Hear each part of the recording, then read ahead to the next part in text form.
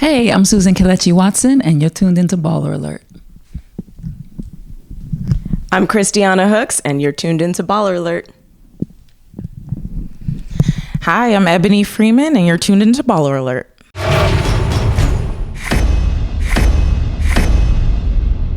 First of all, ladies, you guys look so good. Thank you. We're in Miami, guys. This is ABFF, and I first want to highlight the amazing job that you all have been doing with This Is Us. The amount of times I've cried, I'm sick of it. So I wanted to ask, at any point when reading the script or when watching the show back, did you guys tear up or at any point? All of us. I'll start with the writer's room. Well, and I'll preface this to say that I almost never cry reading any of the scripts. Not that they're not good. I just know what's going to happen, and I almost never. But when I read The Train, episode 617, which is written by Dan Fogelman, I was not prepared I sobbed. Like, I was like sobbing, and I was like, I had to like email Dan afterwards just to just express how much the show has meant to me and how grateful I am to be a part of it. But yeah, so that I did. Now, I am the opposite of Ebony because I cry every script, every watch back. I joined the series a little bit later, so I started out as just a viewer that was like you, crying every single time I watched it. And then when I joined the team, getting the scripts, I was like, Christy, get it together and read this script and do your job, okay? But same, I kind of, episode 17 really got me. All of them, like I said, really got me, but there was something about that one. All of the producers got the script at the same time. We all went into our offices and read it at the same time. Mm-hmm. And you could see us all finish at the same time because each door would open up and everyone would come out just like sobbing. So, and then, yeah, I do cry at the watchbacks because the music gets you, everybody's performances, everything put together just gets me every time. So, yeah. Well, come on, broken record. I it was the same episode, The Train, and I literally text Dan afterwards because I read it. And I'm the known one in the cast that doesn't cry like for anything, okay? So everything is like, yeah, it was good. I had a lump in my throat, but it didn't cry. But like, I read that one and I said, wow, I don't know how I feel. I just read it and I was feeling just feelings. And I was like, I don't know what these are. If I want to cry or if I just feel like full and then 5 minutes later I bawled. And I was like, oh, I want to cry. That's the feeling I have. And I wrote Dan, and I was like, Dan, he must have got just a flood of texts and emails that day because that man wrote his ass off and he had a vision that he saw clearly throughout the end of the show. And then he just put his foot in every episode. Like at the end, the writers just like went all out. And then he did these last two very special episodes on his own. And it just felt like the end of something. And I think that was the thing about that episode. It felt like the end. The matriarch who has carried this family all the way through is now gone. And it's simultaneously as our show was ending. So I felt the weight of the 6 years that we had done this when I finished reading that script. Wow. Yeah. I understand. I can relate. Now, you, Susan, and Ebony got to work together for Little Island Girl episode part 2. What was it like, finally working together in that element? Like, that's very different for you on your end. So what was it like just collaborating? Ebony is so mean. I had to carry her the whole way. Don't try to lie now, girl. I turned this into a Bravo show. I know, it's coming out now on BallerAlert. No, I was truly blessed to work with Ebony. Like, truly. She is just one of the all-time great writers. And And I knew that because I know I've seen what she's done. And I don't know if you know this little known fact about Miss Ebony, but she wrote what do they call, like a test script? What is that, like a spec script? Oh, yeah. Yeah, no, she came from a whole different world, girl. Oh, wow. And she wrote a spec script, and they read it, and they were like, come be on our team, come be on This Is Us. I was working for Fox Sports at the time. Yeah, for Fox Sports. She was trying to be a writer. She wrote the spec script. Wow. They were like, please come. And she's been doing her thing. And so we got together. The vibe was there. The energy was there. We both listened to each other. I wasn't made to feel like, girl, I got this. Just hold on. It was like, what do you think? What do we think? I was like, I feel like we should change that. She's like, yeah, let's see. We'll see what works. So I feel like we just had a great working relationship. Let's let Ebony tell it, Chad. Let's see what she said. No, we did. No, it was... First of all, I didn't know what to expect because this was the first time that we were doing something like this on the show, and I know Chrissy did it as well. But we were first. We were first, and so they were like, I remember, David and Casey, who were the other two writers on the show who wrote an episode with Chrissy.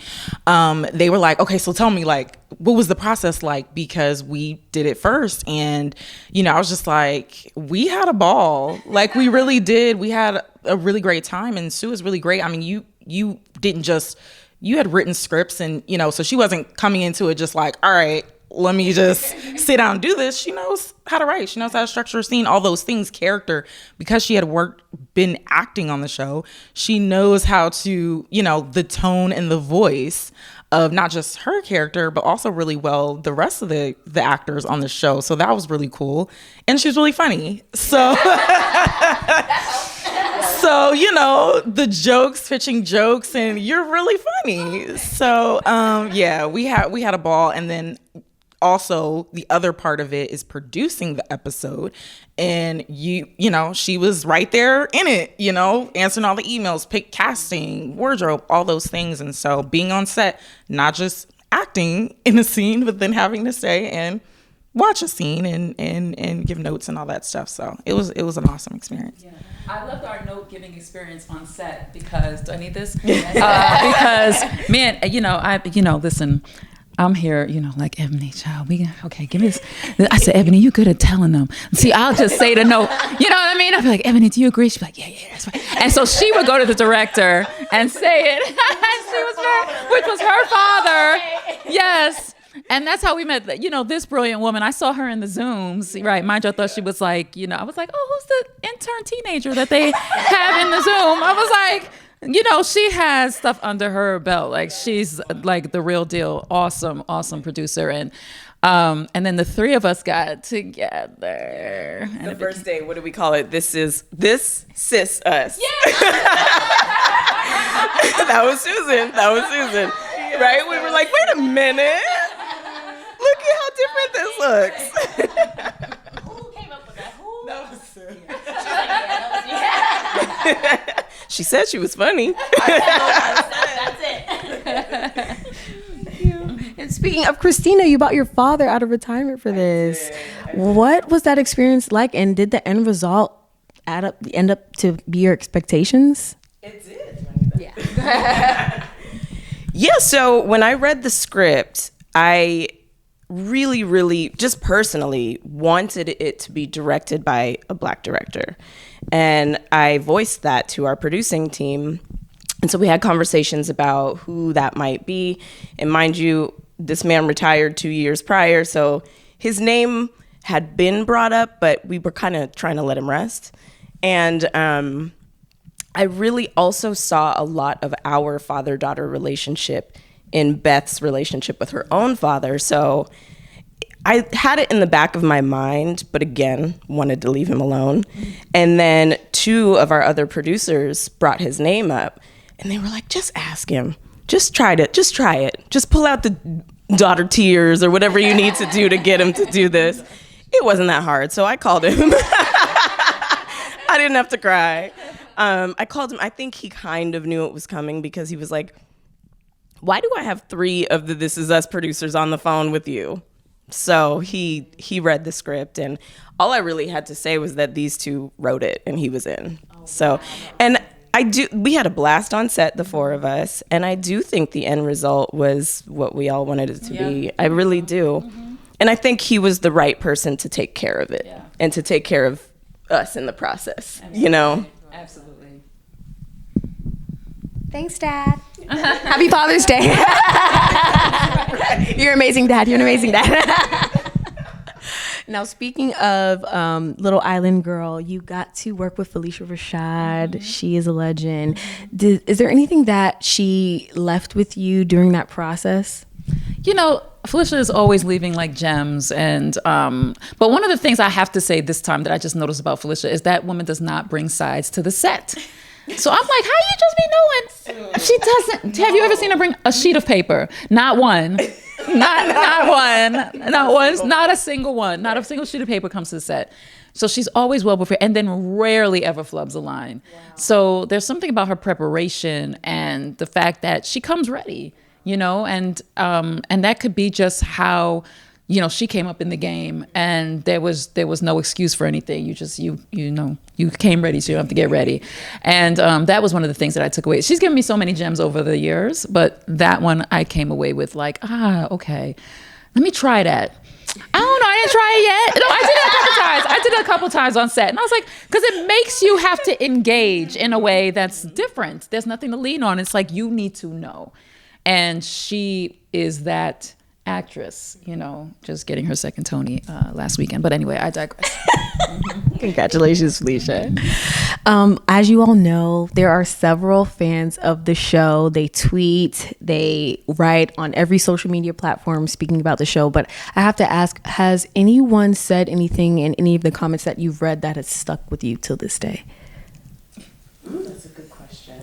But yeah, look, you have one. Do you have one? That has stuck with me. I feel like, not that I can remember. Like, I mean, there's been so many great ones. I'll be honest with you.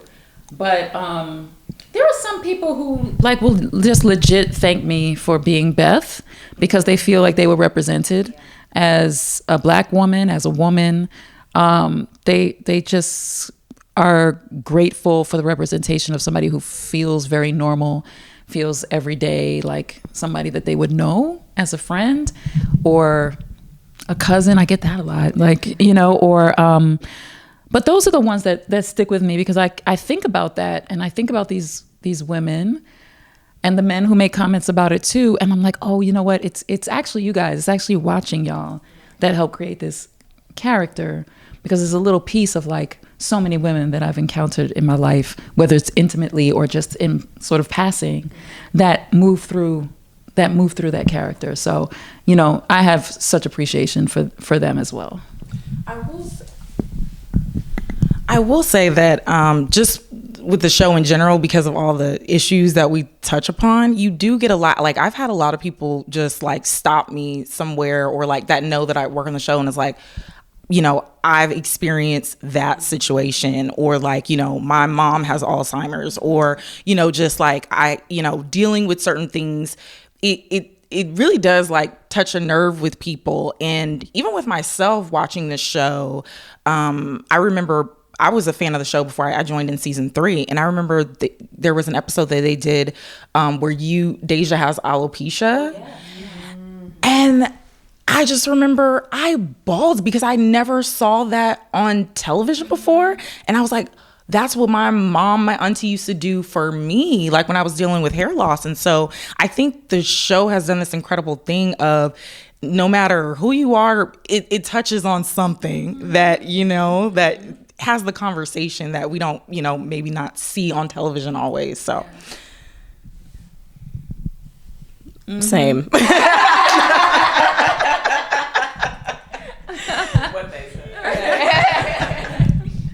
And this is obviously, you know, the ending of This Is Us. You guys have had a great run.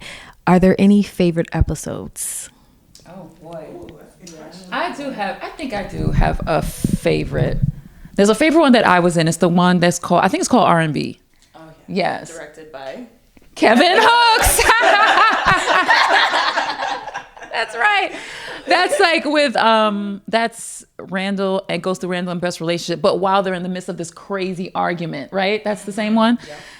And people thought they were going to get divorced and all that kind of stuff. But it was just like, it felt like I was doing theater with Sterling. Like, we were in it and we were just going hard. I mean, like, take after take, we're like, let's get it. You know what I mean? We were in there.